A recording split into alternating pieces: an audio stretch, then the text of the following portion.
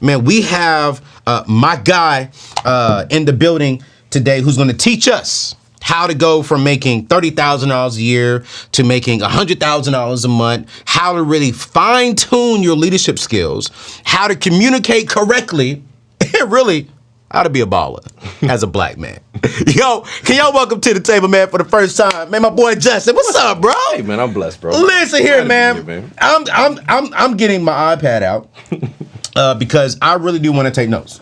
All right. You know what I'm saying? Because I've been watching your journey for a minute, man, and I want to dive straight in. You know, you went from making, I think when we first talked.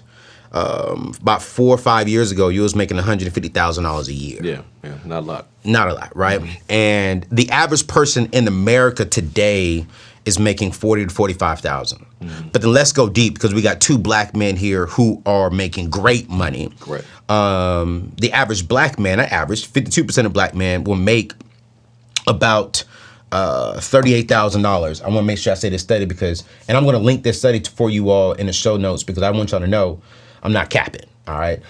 This is the McKinsey & Company. It's called The Economic State of Black America, What Is and What Could Be.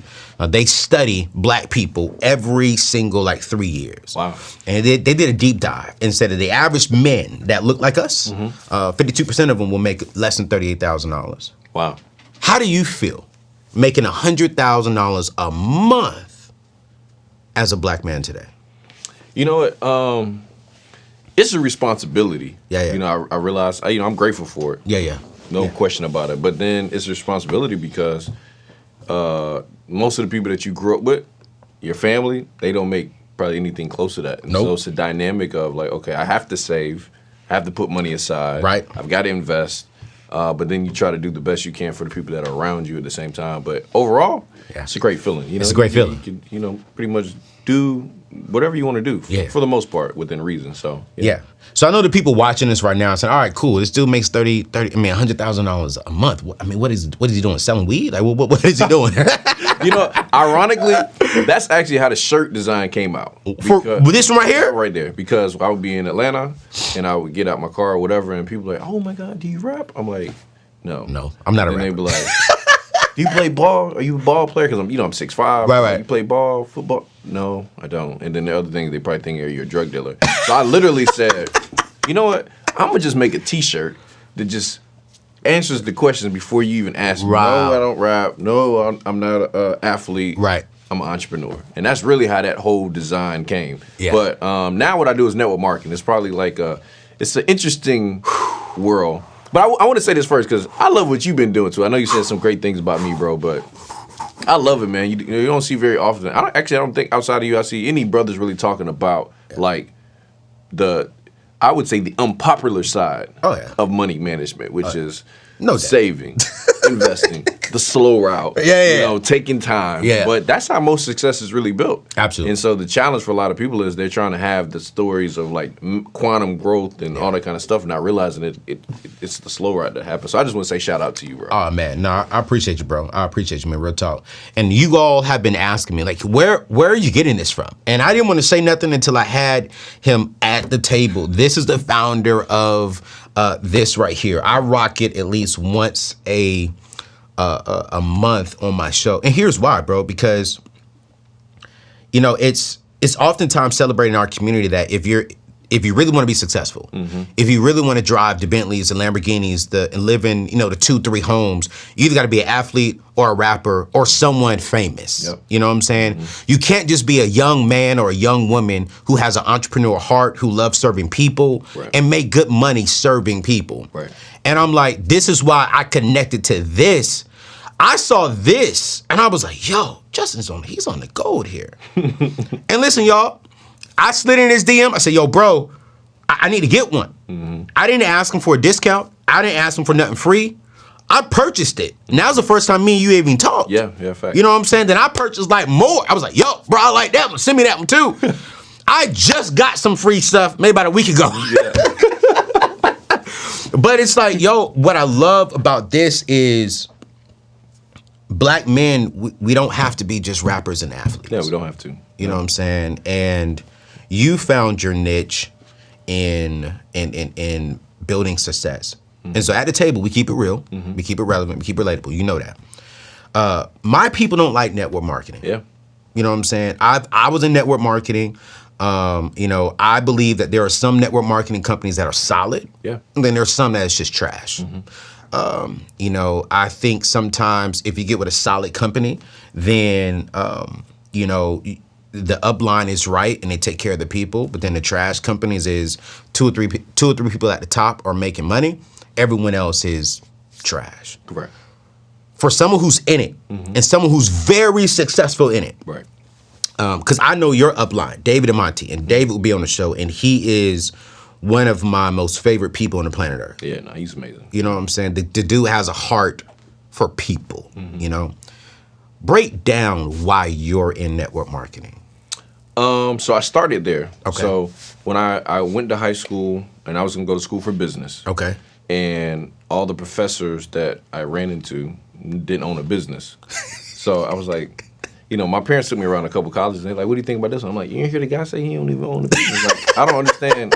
Y'all would want to pay for this? Like, he don't even do this. But I went around the school. I was like, this doesn't really make sense. And so I met somebody, and he was a young guy, and he was, I don't know, mid-20s. It was like the first example I saw of somebody that was making like $25,000, $30,000 a month, and it was young. I was like, wait a minute. Right. All right, this is interesting, because now I could see somebody, like, kind of like we were talking about with the clothing line. Like, the reason a lot of us sometimes strive for that in our communities and stuff like that is because that's the only people we've seen that live that lifestyle. Yes. And then for the other demographics that see us, those are the only people they see that do well. Yeah. And so I'm like, well, no, there actually are entrepreneurs that are doing well. And so for me, it was like, I think what throws people off in network marketing is they don't look at it like school. Like, because I didn't go to school, entrepreneurship was my school. Right. So I wasn't like, I got to get rich this year. Yeah. I got to get rich this month. I'm like, okay, let me come over here and learn.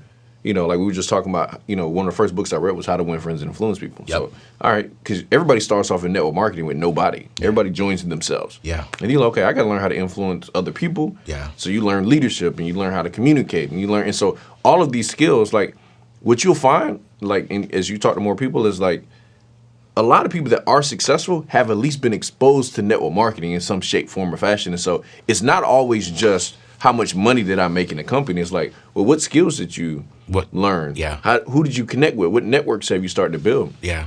And those are the conversations that, I start showing people, like, hey, listen, even if you don't win here in this company, which a lot of people will win in some shape, form, or fashion, right, you can still win in life if you apply the principles that you learn. What would you say what are some of the principles that you will learn from network marketing that you will not learn in school?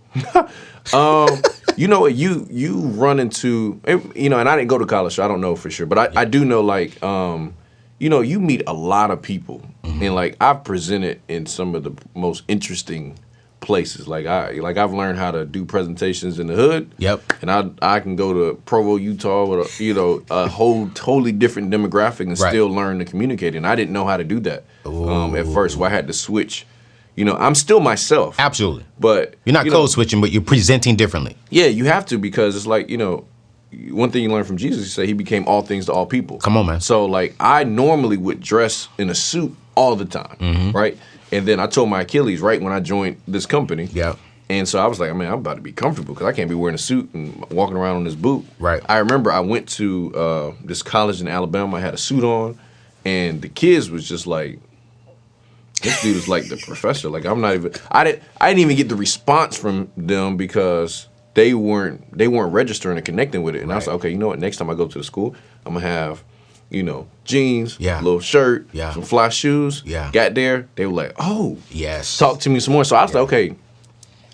I learned that you got to be able to switch it up and adjust to who you're talking to, communicating with, and then a lot of times, man, I work with younger people, older people, and so it's like, now how do I communicate with them? How do you still show them you care? And so you're talking to people all different backgrounds in a short period of time. Yeah, it's not like it's just not, oh, this is my boss or my manager. Like, I could be talking to you, and next thing I know, I'm in a different city talking to a whole different demographic of people, nationalities of people, different religious beliefs, and so you start learning a lot about a lot of cultures, quickly. And so that's one of the things I think you run into. I mean, I learned a lot about money. Yep. through network marketing because at the beginning you're not going to be making a lot of money, and so it's really important in entrepreneurship that you're disciplined with your budgets and all that kind of stuff. It's important all the time. Absolutely. But at the beginning, it sucks. Yeah. You know what I'm saying? I tell people, because people DM me all the time, like, man, I can't wait to be an entrepreneur because everybody hears there's no ceiling on your income. Right. Which is true. Right. But what they don't tell you, there's no floor either. Absolutely. You know what I'm saying? So with a job, sometimes you can only go so low. Right. You know, unemployment to kick in, whatever. Entrepreneurship, nothing. there's nothing. There's nothing to save you. So you learn, okay, I have to, when times are good, I still got to save. Yeah. Because it may not always be that way. Yeah. And so you just start learning a lot of these little things along the way. Leadership. Yeah. Learn how to believe in yourself, pour belief in other people. Yeah. Communicating with different personalities. I learned a lot about myself because there were people that I didn't connect with personally. And then I realized it's because there were certain personality types that I always had a challenge with. So I had to learn how to adjust myself and become, like I said, all things to all people. It's like, okay, I got to learn how to be able to communicate with them a little bit better. So let's stay right there because I think the people watching right now, they're hearing you like, yo, dude, he just said something.